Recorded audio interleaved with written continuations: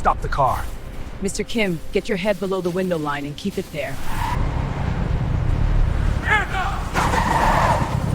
What Kim Do-yoon did not know yet was that the woman driving his car had once pulled a wounded officer out of a collapsing building in Djibouti with nothing but a length of rope and a refusal to accept the obvious.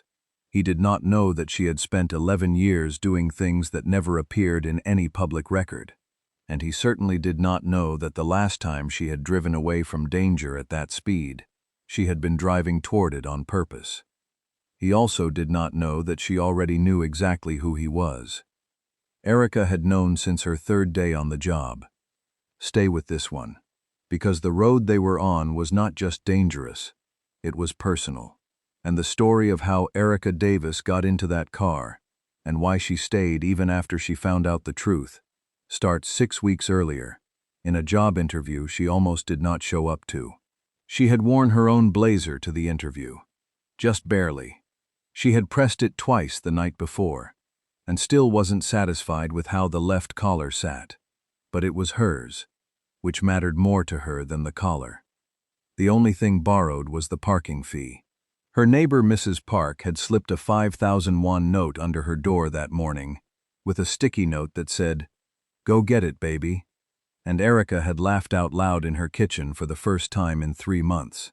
Her son, Jalen, was 7 years old, and absolutely convinced that his mother was going to become the driver of the most important car in all of Seoul.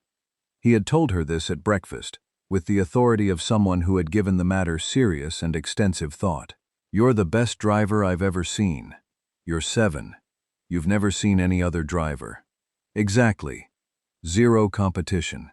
She kissed the top of his head, told him she'd be back before dinner, and took the subway to Gangnam, with a printout of the job listing folded into her purse. The listing had been clean. Transportation coordinator, private corporate firm, competitive compensation, discretion required. She'd found it through a job board app at 11 o'clock at night, when Jalen was asleep and the apartment was quiet enough that every bill on the kitchen table felt like it was looking at her with specific, personal disappointment. She had not looked up the company. That was a mistake she would not repeat. The building was tall, dark glass, and completely unmarked. Security staff at the entrance, no logo visible anywhere on the exterior. The woman at the front desk confirmed her appointment in accented English, took her ID without commenting on the American passport, and directed her to a sub-level garage that felt colder than the rest of the building and was lit like a hospital corridor, the kind of light that makes everyone look guilty of something. A man named Senior Director Oh Jae-won met her there. 50s, well-built, the posture of someone who had once been in uniform and never entirely left it. He introduced himself as head of personnel for KDY Holdings and gestured toward a black sedan parked in the center of the bay. Walk me through your routine vehicle assessment before any principal transport. Yes, I'll circle the car first. Tires clear, undercarriage secure, fuel cap seal intact.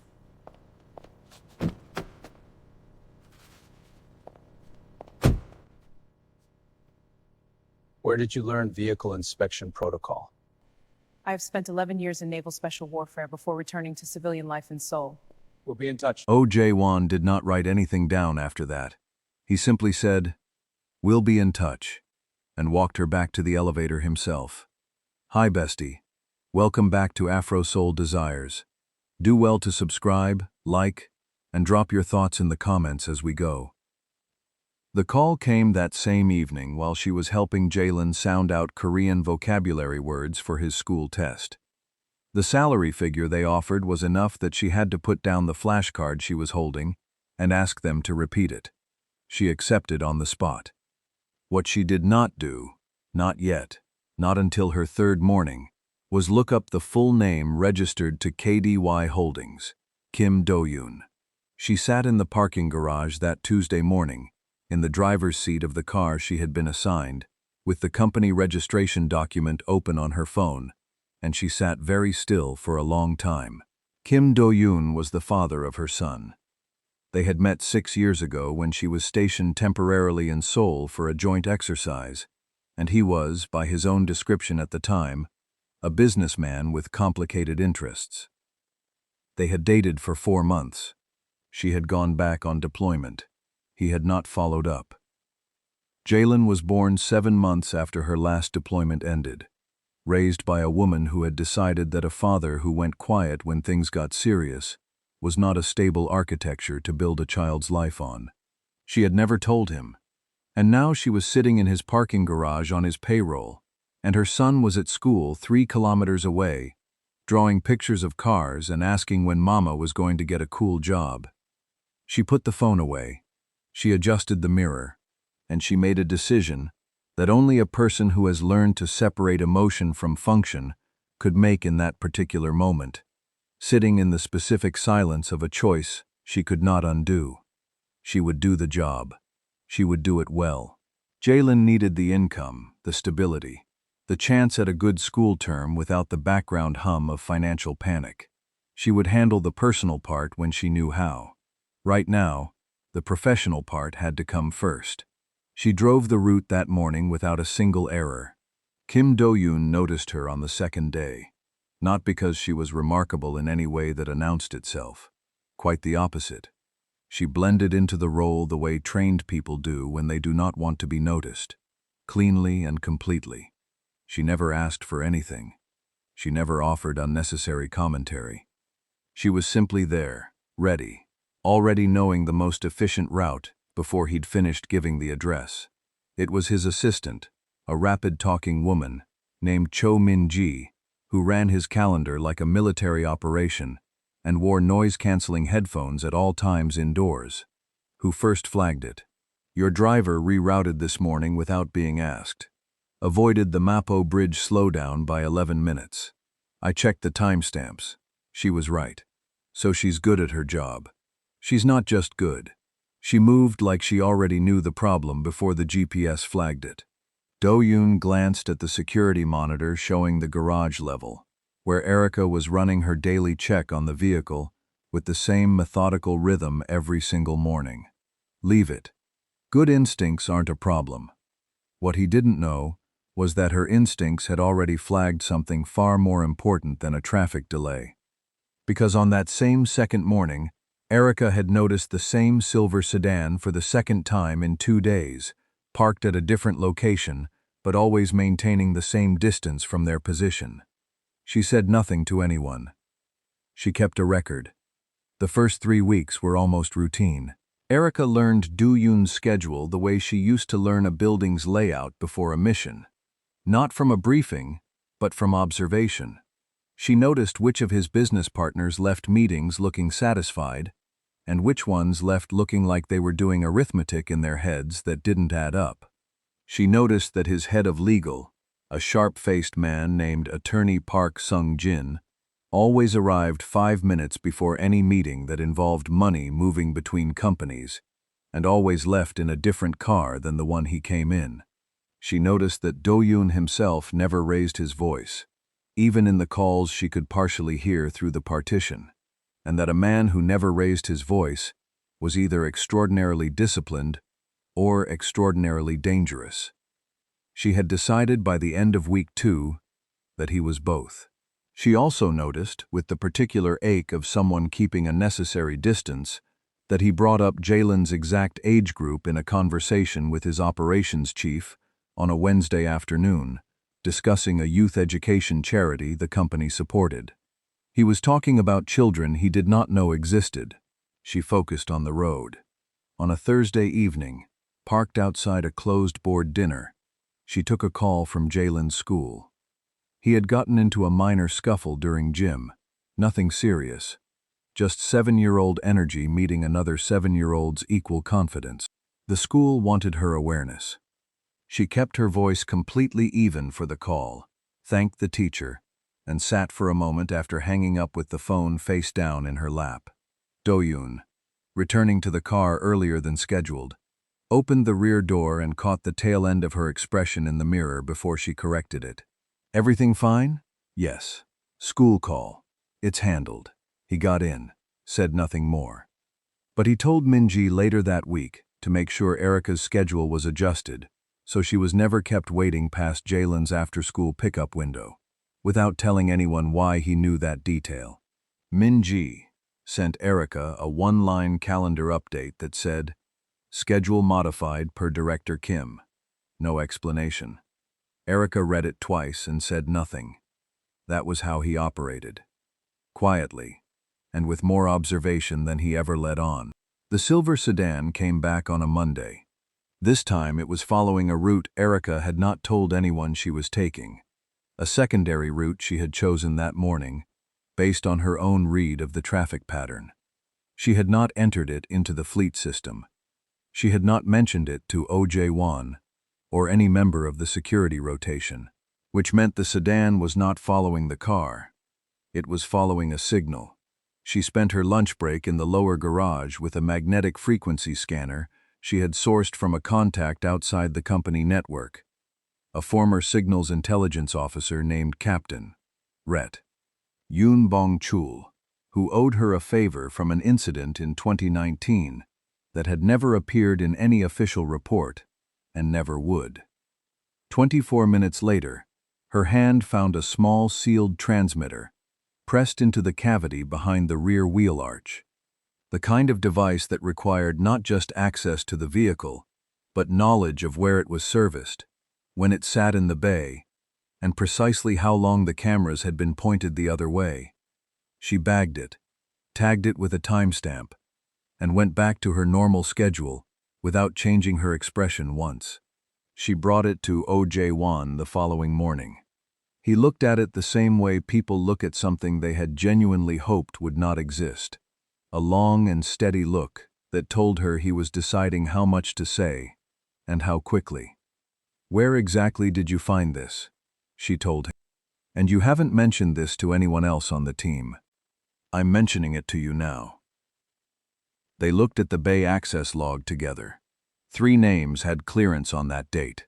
One was a security rotation staffer named Lee Tae-jun, brought onto the personal protective detail 2 months ago through a referral that traced, through exactly 1 layer of separation, to a company called Daesong Transport.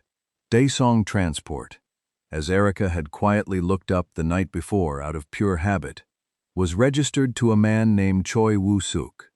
Choi Woo-suk and Kim Do-yoon had been business partners for 11 years, before a public falling out 18 months ago over a licensing dispute that had since escalated into competing filings in commercial court. The court date for the final ruling was this Friday. Oh Jae-won closed the access log and looked at her over his desk with the expression of a man reassessing something he thought he already understood. "How much of this did you figure out before you brought it to me?" "Enough to know it was real. Not enough to act on alone." He nodded slowly. It was the nod of a man filing something under a new category. "I need to tell you something." She said it on a Wednesday morning, directly, having decided that the window for indirect preparation had fully closed. Do-yoon was in the back seat with a document folder open across his knee. They were 8 minutes from his first appointment. "And whatever happens on Friday, someone wants to make sure you don't arrive at that courthouse able to function clearly, or arrive at all." Do-yoon closed the folder. "How long have you known about the tracker?" 4 days. "Why are you telling me now?" "Because I spent 4 days confirming it was real, and not a coincidence. I don't bring you problems. I bring you confirmed information." He looked at her in the mirror for a long moment. Not the look of a man calculating how angry to be. More like a man recalibrating a number he had been working with incorrectly for some time. "Choi Woo-suk," he said quietly. "We started in this business together. Same neighborhood, same contacts, same starting point. 11 years. I know. He told me once that I was the only person in this industry he genuinely trusted. People say that more often to the people they're planning to compete with than to anyone else." Do-yoon was quiet for the rest of the ride, not distant. Thinking. She could see it in the mirror, the particular stillness of a man processing a betrayal he had not yet fully decided to believe. When they arrived, before he got out of the car, he turned and looked at her directly, not through the mirror. "Are you carrying anything?" "Excuse me?" "For your own protection. Do you have anything on you?" "Mr. Kim, I'm your driver. You found a tracking device in a restricted access bay, traced it through a staffing chain to a corporate competitor, and delivered a full threat assessment in the time it takes most people to read a morning briefing. You are a number of things. Driver is definitely one of them." She held his gaze. "I have what I need. Keep Friday's schedule exactly as it appears on record. Don't change anything. If they know you've adjusted it, they'll know you're prepared, and they'll adjust too. We want them confident that the route is exactly what they expect." "And you'll do what?" "Exactly. Make sure the route they expect is not the route we take." He got out of the car without another word. But at the door to the building, he paused and turned back once, and gave her a small, singular nod. The kind that carries more weight than any formal agreement. Thursday night, Erica put Jalen to bed and read him 2 chapters of the book he had declared the greatest book ever written that week. A story about a boy who befriended a street dog in Busan. She sat on the edge of his bed for a moment after he fell asleep, just watching him breathe. 7 years old. He had Do-yoon's jawline and her eyes, and absolutely neither of their patience. He was the most specific reason she had ever had for doing anything, and she meant that with the kind of precision that didn't require exaggeration. She went to the kitchen and laid out everything she knew on paper. The tracker, the staffing chain, the court date, the convoy route. She drew 3 alternate exit options from each major checkpoint between the company building and the courthouse, marking the surface conditions she had personally verified, the sight lines that commercial GPS would miss, the gaps in building coverage that surveillance could not cover from a stationary position. She contacted Yoon Bong-chul and arranged a secondary communication channel completely outside the company network. She checked the traffic pattern projections for Friday morning and compared them against the previous 3 Fridays to look for anything that had been deliberately staged in the data rather than discovered in it. She also called her former unit contact, a woman she had served with named Chief Petty Officer, Ret. Dana Reeves, who now ran private risk assessments out of Incheon, and whose read of a situation Erica trusted more than almost anyone's. Whoever put this together has been planning it for weeks, not days. Go to the route nobody gave them a reason to cover, and make sure you've pre-positioned at least 1 independent contact on the ground before you move. Already done. Then you're more ready than you think you are. I'm always more ready than I think I am. That's not the part I'm worried about. What are you worried about? Erica was quiet for a second. I'm worried about afterward. Dana, who knew Erica well enough to understand exactly what that meant, said, "You can't keep carrying that forever. At some point, you have to let it land where it lands." "I know. Friday first. Then the other thing. Friday first." She hung up and went back to her notes. At midnight, she made herself tea, sat at the kitchen table in the quiet of the apartment with Jalen asleep down the hall, and thought about what she was going to say to Kim Do-yoon once this was over. She had not planned on this being where things landed, but Jalen deserved a chance at knowing who his father was, and Do-yoon deserved to know he had a son. She had held that information like a stone in her pocket for 7 years, and it had been the right decision at every point when he was absent, and she was managing everything alone. It was becoming a different kind of decision now, the kind that starts to feel less like protection and more like prolonged avoidance dressed up as principle. She drank her tea. She went to bed. Friday was 5 hours away. The convoy assembled at 7:15, 2 vehicles, the sedan with Erica and Do-yoon, and a support vehicle behind them, carrying 2 members of the protective detail and Oh Jae-won himself, who had quietly pulled Lee Tae-jun off the rotation the evening before, on a maintenance pretext and without explanation. Erica had memorized all 3 alternate routes. She had driven Route B herself at 5 that morning, before sunrise, noting the surface condition under headlights, the sight lines from the overpass, the exact width of the service lane at the tightest point. She had also positioned a contact along Route C, a retired traffic enforcement officer named Sergeant Ret Kwak Ji-young, who owed Yoon Bong-chul a favor that transferred to Erica by extension, with instructions to radio in anything that did not look like it belonged there. They were 14 minutes from the courthouse when Kwak's call came through. 3 vehicles, 2 black SUVs and a white delivery van, staged across the primary and secondary routes simultaneously. Whoever had planned this had planned it with enough care to cover 2 options at once, which meant they either had an educated guess at her alternates, or someone with a much cleaner view of her preparation than she had given anyone access to. She went to Route C without announcing it. What's happening? Staged block. Primary and secondary covered. Route C. Tighten your seatbelt and stay low. Erica. I know what I'm doing. Let me do it.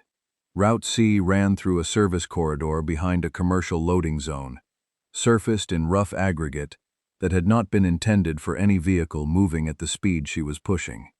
The sedan shuddered across the uneven surface, the chassis vibrating up through the seat and into her hands on the wheel. She felt every rut and joint in the road through her palms. The suspension groaned like it had an opinion about the situation, and she ignored it completely. One hard bounce sent a loose water bottle in the back flying into the partition. Do-yoon said nothing. She had told him to hold on, and he was holding on. Behind them, the support vehicle followed without hesitation. Oh Jae-won had clearly given his driver a version of the same instruction she had given Do-yoon. Coming out of the service corridor, she cut east onto a secondary bridge crossing that the staged vehicles had not thought to cover, cleared the final choke point between a concrete retaining wall and a parked food truck, and emerged onto the boulevard 2 blocks from the courthouse, from a direction that no one on a standard map would have predicted. She pulled to the courthouse entrance, parked, cut the engine. The silence was almost startling after the last 4 minutes. Are you all right? I've been in some difficult negotiations in my time. Do-yoon still had one hand on the overhead handle. Nothing quite like that. Support vehicle is coming in behind us now. Oh Jae-won will want a perimeter check before you go in. Erica. Yes. Who are you? She looked at him in the mirror. Steady. Certain. Right now I'm the person who got you here. Everything else can wait until after the court proceeding.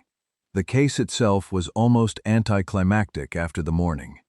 Choi Woo-sok's legal team had spent 18 months building a claim asserting that KDY Holdings had used proprietary logistics methodology developed jointly during their partnership without proper attribution or compensation. The filing had enough technical weight to it to feel serious, and enough strategic ambiguity in the dates to have kept both legal teams occupied for the better part of a year and a half. What it did not have was evidence, because the methodology in question had been developed and internally documented by Do-yoon's team before the partnership formally began, with time-stamped records that attorney Park Sung-jin laid in front of the presiding judge, with the quiet efficiency of a man who had been waiting exactly this long for exactly this moment. The judge reviewed the documentation, asked Choi's counsel 2 pointed questions. The answers made things worse rather than better. The injunction Choi's firm had placed against KDY Holdings operations was ruled unsupported and ordered immediately removed. Choi's firm was issued a formal no trespass order and removed from any operational involvement in the disputed corridor. Choi Woo-sok sat across the courtroom and did not look at Do-yoon once during the ruling. Do-yoon looked at him once, not with anger, with the specific and quiet sadness of a man watching a version of an old story reach the ending it had always been heading toward. Outside the courthouse, the city had not stopped for any of it. Taxis moved. Delivery bikes threaded between buses. A street vendor was arguing cheerfully with a customer about the price of Hatakun 2 doors down. as if the last 4 hours had simply not occurred. Erica and Do-yoon stood in the corridor together, while the support team completed the exit protocol, and the noise of Seoul carried in through the glass, like the world reminding them it had kept moving without their permission. "He was my closest friend in this business for a long time," Do-yoon said. "Not quite to her, not quite to no one. I still don't entirely understand what happened. Sometimes people convince themselves that the only way to get what they need is to take it from someone they know, because a stranger would put up a harder fight." He looked at her. "Is that something they teach in the Navy? That's something I figured out on my own." He almost smiled. "I'm beginning to think everything you know, you figured out on your own." The police had already begun pulling the thread on the SUVs from that morning. One was recovered near Mapo by midday, abandoned, a burner phone inside connecting through 2 numbers to a logistics subcontractor registered under Choi Woo-suk's company structure. Lee Tae-jun was detained before the support team made it back to the office. He had not put up much resistance. The kind of man who makes a bad decision for money tends to cooperate fully once the money stops being a realistic option. Oh Jae-won met Erica in the building lobby when they returned and gave her a look that contained an entire conversation compressed into 4 seconds. Something like, "I now understand considerably more about you than I did this morning, and I am both impressed and mildly unsettled, and I will be requiring a formal debrief at your earliest convenience." She gave him a small nod that said, "Tomorrow." We accepted this with the professionalism of a man who knew when he was getting the best deal available. Min-ji, passing through the lobby with a tablet and 3 simultaneous priorities on her headphones, looked at Erica, looked at the state of the sedan that had been pulled around to the garage, looked at the missing side mirror and the aggregate dust still coating the rear quarter panels, and said, "I'm going to need a full incident report by 9 tomorrow morning. And also, are you okay?" "I'm fine. You drove that car through a loading corridor." "I did." "At speed?" "Yes." Min-ji looked at her for 1 more second. "Okay. 9 o'clock. Then she walked away at full pace, already talking into her headset about the evening's rescheduled appointments.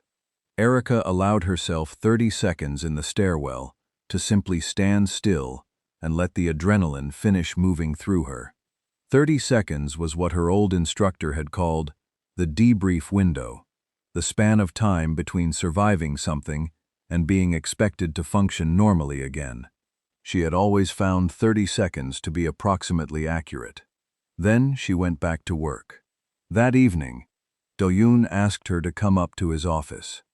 It was the kind of request she had been half expecting and half dreading since the Wednesday morning she had first laid out the threat to him in the car. She rode the elevator with Oh Jae-won, who had said very little since the morning, and whose expression carried the specific energy of a man who had connected several dots he was choosing not to say out loud yet, which was, for Oh Jae-won, an impressive amount of restraint. The office was on the top floor and faced the Han River. He had not turned on the overhead lights. The room held the last of the city's evening light, gray and amber at once, the kind of light that softens edges and makes the difficult things feel slightly less sharp than they actually are. Below the windows, Seoul moved and hummed the way it always did. Traffic and pedestrians, and the distant rhythm of a city that did not slow down for anyone's private crisis. Inside the office, by contrast, it was very quiet. The kind of quiet that has weight to it. The kind you notice. He offered her the chair across from his desk. She sat. "Oh, Jae-won ran a full background check on you after the tracker situation. I assumed he would. Naval Special Warfare, 11 years, multiple overseas deployments, a brief stop, an honorable discharge you requested yourself, not one that was offered. Correct. You chose to leave. I chose my son over re-enlistment. That is the whole summary." He was quiet for a moment. Outside the windows, a river bus moved south along the Han, its lights small and steady in the water below. Your son is named Jalen. Something in Erica went completely still. Not the practiced stillness of someone controlling a reaction. The particular stillness of a person who has been carrying something heavy for a very long time and has just been told, without ceremony, that they have arrived at the place where they have to set it down. He's 7. Her voice was even. Careful, honest. He is the best thing in my life, and the reason I took this job, and the reason I will keep doing it well for as long as I'm here. Do-yoon set the folder on the desk. He looked at her steadily. When you say he's 7, yes. And you were stationed in Seoul, yes.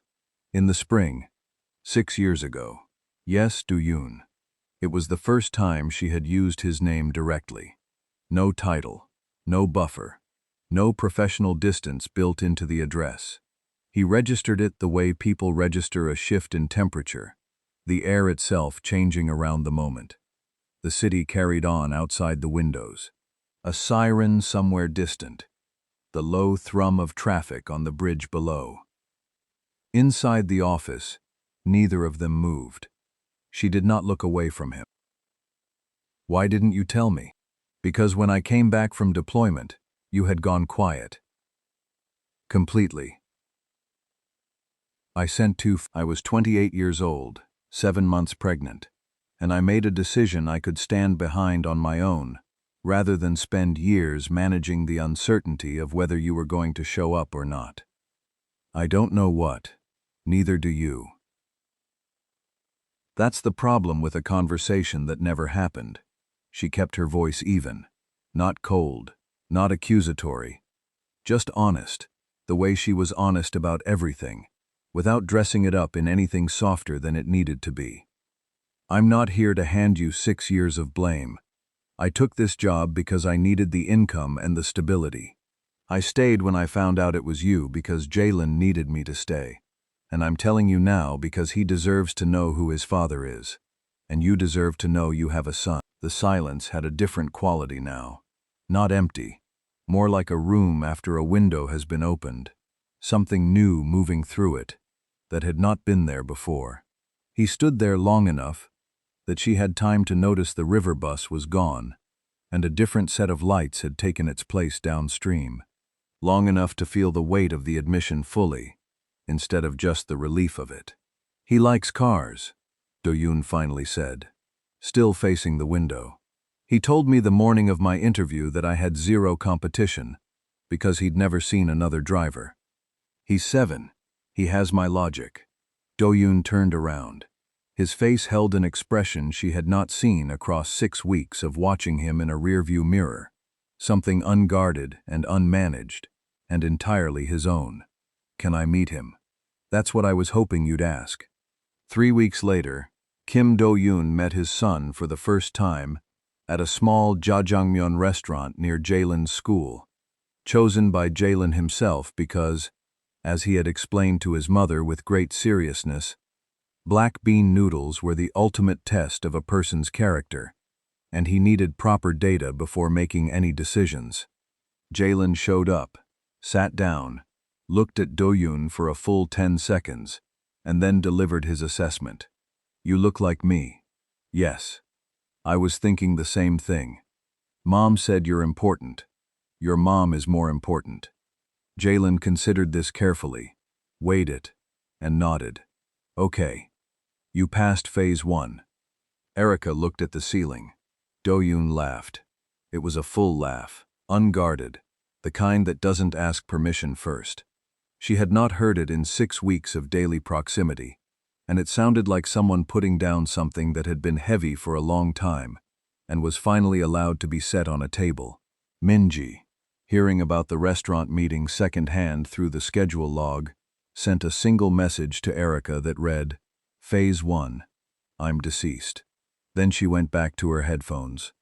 The months that followed moved the way good things tend to move, not with announcements, not with drama, but in the steady accumulation of ordinary moments that start to feel less temporary than they did before, the kind of accumulation that only becomes visible when you look back at it from a distance, and realize it had been building the whole time. The court order stood. Investigators following the SUV thread back through the subcontractor chain uncovered a secondary logistics operation that had been quietly running through Choi's networks, in ways his own board of directors later claimed they had known nothing about. Whether that was entirely true was a question for a different set of courtrooms on a different schedule. What was not a question was that the operation was over. The thread had been pulled, and it had unraveled exactly as far as it was going to unravel for now. And the people who needed to answer for it were answering for it in the appropriate rooms with the appropriate attorneys present. Choi himself reached out to Do-yoon privately 2 months later, not to negotiate, not to explain. Just to say that he had been under a kind of financial pressure he had hidden from everyone around him for years. The kind that makes a bad decision start to feel, at a certain point, like the only door that's still open. He didn't ask for sympathy. He just wanted Do-yoon to know it had not been personal. Do-yoon read the message twice, thought about it through one full night, and wrote back 4 sentences. The last one was, "That's the part I can't move past yet."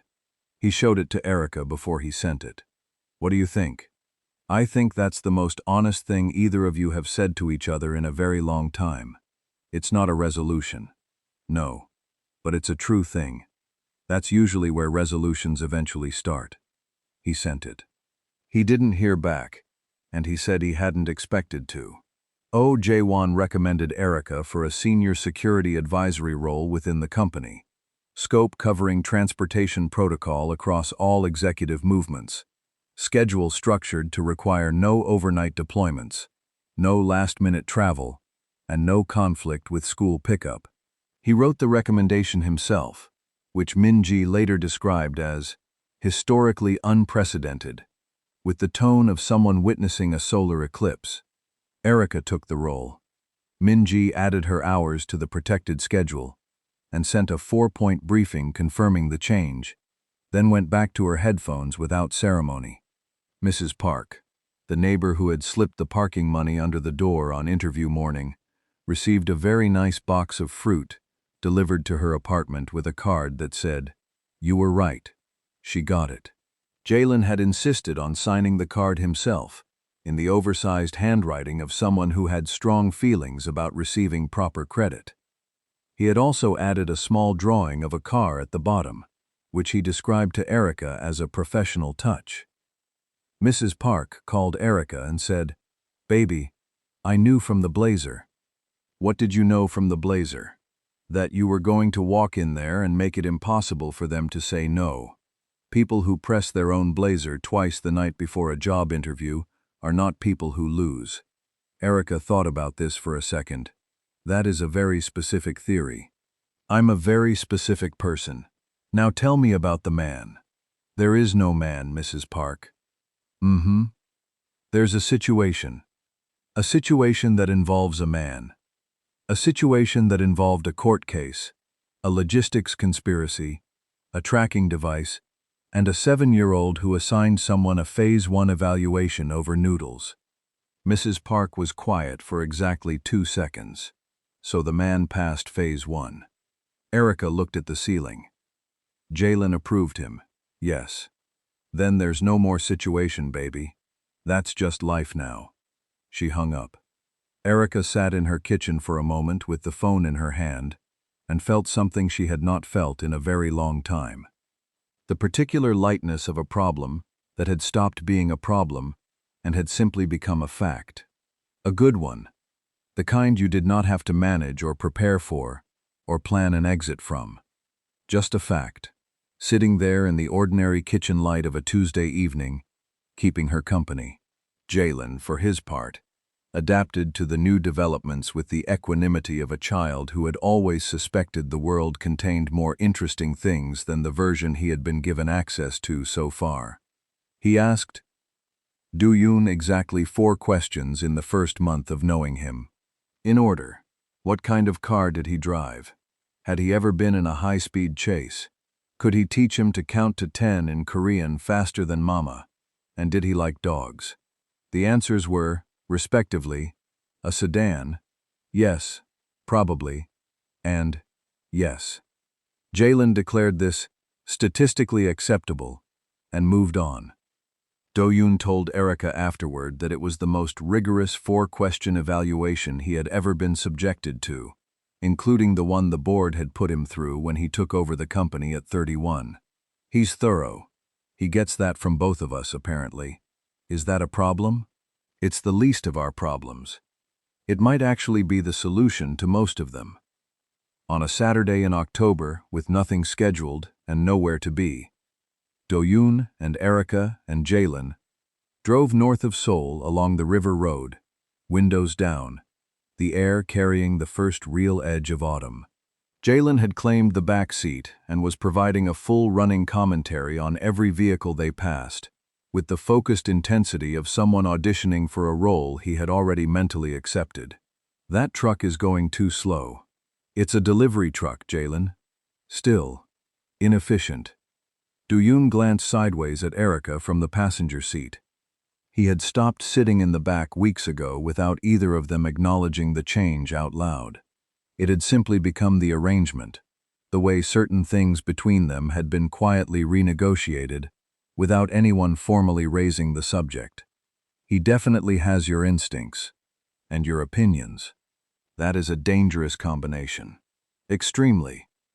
Jalen, in the back, had already moved on to evaluating a motorcycle and was explaining to no one in particular why the lane position was suboptimal and what he personally would have done differently given the road conditions and the traffic density at that particular hour. The river ran wide and silver in the afternoon light, the kind of October afternoon that does not ask anything of you, that simply exists and allows you to exist inside it, without requiring anything to be resolved or managed or prepared for. Erica drove. There was no route to memorize, no alternate exits to calculate, no signal to scan for, and no frequency to trace. Just the road moving under the car, and the city falling away behind them, and the particular, unfamiliar ease of going somewhere, with no tactical purpose attached to it at all. Do-yoon had his window down, and one arm resting on the doorframe, watching the river pass. He looked, for the first time since she had known him, like a man who was not managing anything. Just present, just here, on a Saturday, with nowhere he needed to be more than this. You know, he said, somewhere past the third bridge. This is the first Saturday in 4 years. I haven't had something scheduled. Min-ji will recover. She sent me 3 optional agenda items for this afternoon. What did you do with them? I told her I was busy. You told Min-ji you were busy on a day with nothing on the calendar. I told her I had a prior commitment. Erica looked at him sideways. To what? He looked back at her, and there was something easy in it, something uncalculated, something that had not been present in any version of his expression she had filed away across the last 6 weeks. To this, from the back seat, Jalen took a brief pause from his traffic analysis to lean forward between the seats. Are you two having a moment? We are not. It looks like a moment. It is a conversation between adults, eyes on the river. Jalen leaned back, noted. He was quiet for approximately 8 seconds before resuming his commentary on a passing sedan whose driver he felt was not using the mirrors correctly. The road opened ahead of them, wider than the city roads, the kind of stretch that makes you forget, briefly, that you were ever going anywhere specific at all. Just forward. Just the road and the light and the water alongside them, going the same direction they were. For most of her adult life, Erica had been the person who knew the way out before she needed it. Every room entered with the exits already located. Every road driven with the alternates already memorized, and the contingencies already mapped. It was not fear, exactly. It was the deep and practiced habit of a person who had learned, through years of experience in places that did not forgive mistakes, that the one moment you stop preparing, is usually the exact moment you discover you needed to have prepared more. She had spent 11 years keeping people alive in conditions that left no margin for error and generated no public record. Then she had spent 7 years keeping herself and Jalen intact on the edge of a city that had never quite felt like home until she stopped giving it a choice in the matter. Then she had spent 6 weeks keeping a man she had once loved and never entirely stopped trying to understand, alive on a road that had been designed, carefully and deliberately, to end very differently. And now she was on a river road in October, with that same man in the passenger seat and their son in the back, issuing unsolicited traffic analysis at a motorcycle that had already rounded the bend and was long gone, and the light on the water was turning from silver to gold, the way it does in the last hour before evening. She was not planning the way out. She had run the calculation without intending to, and it had come back the same way 3 times. There was no way out worth planning. There was only forward, and forward, for once in a very long time, did not require a contingency. She had been a Navy SEAL, a single mother, a secret keeper, a threat assessor, and the most reliable person in several rooms that did not deserve the reliability she brought to them. She had been the version of herself that survived, and then the version that rebuilt. And now, without quite noticing the transition, she had become something she had not been in longer than she could precisely calculate. Someone who was simply living. The road ran north. The river kept pace alongside them. Jalen had moved on from the motorcycle and was now questioning a truck driver's choice of lane, with the authority of someone who had never once driven a truck and found this entirely irrelevant. And for the first time in 11 years of service, and 7 years of survival, and 6 weeks of the most complicated professional situation she had ever navigated, the only direction that mattered was straight ahead, not away from anything, just forward, into a life that had finally decided, on a perfectly ordinary October Saturday, to stop feeling temporary. If you enjoyed this story, subscribe, leave a like, and drop your favorite scene in the comments. And when you're ready for another unforgettable story, your next one is already waiting for you on the screen.